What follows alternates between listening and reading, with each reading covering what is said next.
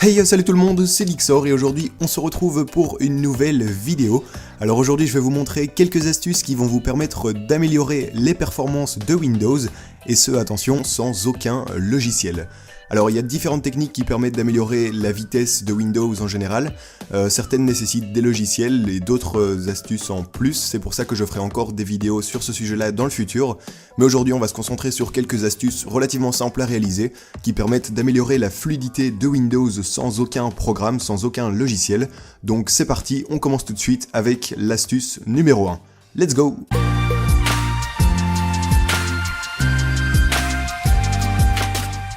Alors le premier truc qu'on va faire, c'est aller jouer avec les animations de Windows, et donc pour ce faire, on va devoir aller dans les propriétés système de notre ordinateur.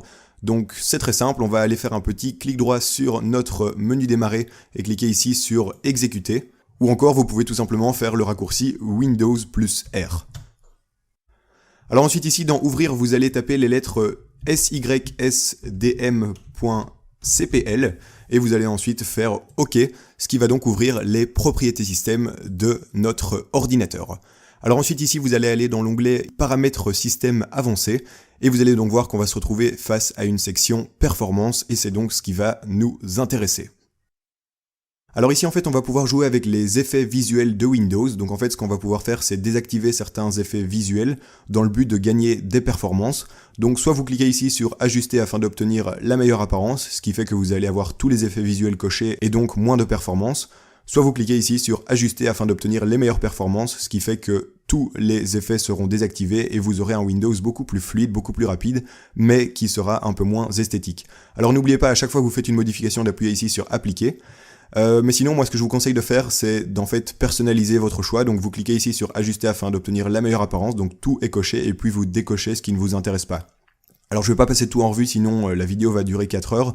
N'hésitez pas à regarder ce qui vous intéresse, mais par exemple, ici si je désactive afficher une ombre sous la fenêtre, vous pouvez voir en fait que l'ombre qu'il y a ici sous chaque fenêtre de Windows, si vous désactivez, que vous faites appliquer, eh bien vous pouvez voir que l'ombre a disparu.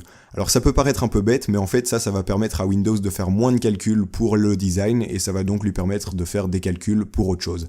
Alors vous pouvez également désactiver des choses comme, voilà, ici il y a la même chose, afficher une ombre sous le pointeur de souris, vous pouvez voir qu'il y a une petite ombre sous le pointeur. Sinon, animer les fenêtres lors de leur réduction et de leur agrandissement, ça c'est assez intéressant, je vais vite fait vous montrer un exemple. Voilà, j'ouvre une fenêtre Firefox. Vous pouvez voir en fait que quand on minimise et quand on maximise la fenêtre, donc voilà, vous pouvez voir qu'il y a une animation. Donc là, la fenêtre fait une sorte de fondu, comme vous pouvez le voir, vers la barre des tâches. Alors c'est une petite animation qui, encore une fois, demande certaines performances. Et si vous désactivez cette animation, voilà, désactiver, appliquer, eh bien vous pouvez voir que maintenant ça se fait instantanément. Il n'y a plus d'animation. Alors si ça vous intéresse pas d'avoir une animation et que vous voulez des meilleures performances, n'hésitez pas à le faire, ça coûte rien. Et donc voilà, ça c'est vraiment les petits trucs que vous pouvez faire. N'hésitez pas à tout regarder, à tout essayer pour voir un peu ce qui vous intéresse. Ça c'est personnel en fonction de vos choix. Par contre, je vous conseille ici de ne pas décocher la case lisser les polices écran, parce qu'en fait ça va rendre les polices assez moches et c'est pas trop bon pour les yeux, et puis de toute façon c'est pas trop grave s'il y en a encore quelques-unes de cocher. Donc voilà, ça c'est vraiment à vous de choisir en fonction du compromis que vous êtes prêt à faire entre les performances et le design de Windows. Donc une fois que vous avez fini, n'oubliez pas toujours d'appuyer ici sur appliquer et ensuite OK.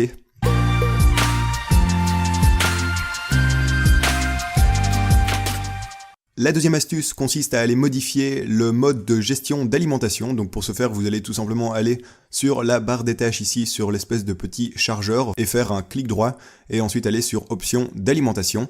Ou alors vous pouvez tout simplement aller faire un clic droit sur votre bouton démarrer et aller ici sur options d'alimentation. Alors ici on va jouer avec l'alimentation de votre ordinateur ainsi qu'avec les performances encore une fois.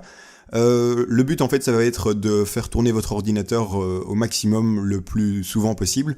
Donc si jamais vous avez un PC portable et que vous avez besoin de batterie pendant une longue journée ou quoi que ce soit, c'est peut-être pas la meilleure solution pour optimiser les performances de votre ordinateur, mais si vous êtes toujours connecté sur votre chargeur ou encore que vous avez une tour, eh bien c'est assez intéressant de faire ça. Donc en fait, comme vous pouvez le voir ici, je suis en utilisation normale, mais ce qu'on peut faire, c'est aller soit ici en économie d'énergie ou afficher un mode supplémentaire qui est en fait le mode performance élevée. Donc vous allez tout simplement sélectionner ce mode performance élevée. Ça va consommer davantage d'énergie, mais votre ordinateur sera plus performant et vous pouvez même aller modifier les paramètres de ce mode. Vous pouvez voir que ça va déjà faire des petites évolutions au niveau de la luminosité, etc. Mais surtout, quand vous allez modifier les paramètres d'alimentation avancés, vous allez pouvoir voir en fait que vous êtes ici en performance élevée. Et donc vous allez en fait améliorer pas mal de choses et faire en sorte que votre ordinateur tourne au maximum de sa puissance. Il y a certaines choses qui ne vont pas influencer la performance, mais il y a d'autres choses qui vont le faire, comme par exemple ici au niveau de la carte graphique, vous allez voir que le maximum performance est activé. Donc voilà, ça c'est encore un petit truc à faire, tout simplement activer le mode performance élevée si vous n'avez pas de problème de batterie.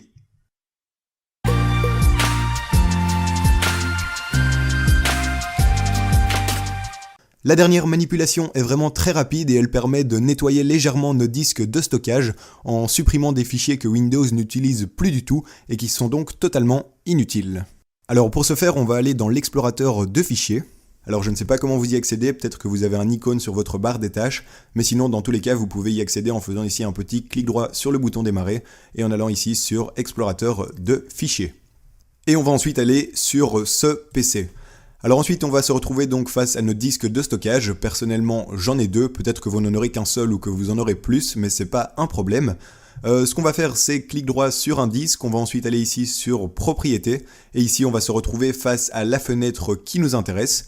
On va tout simplement aller ici sur le bouton nettoyage de disque. Alors ici Windows va faire quelques petits calculs, ça prendra plus ou moins de temps en fonction de votre ordinateur.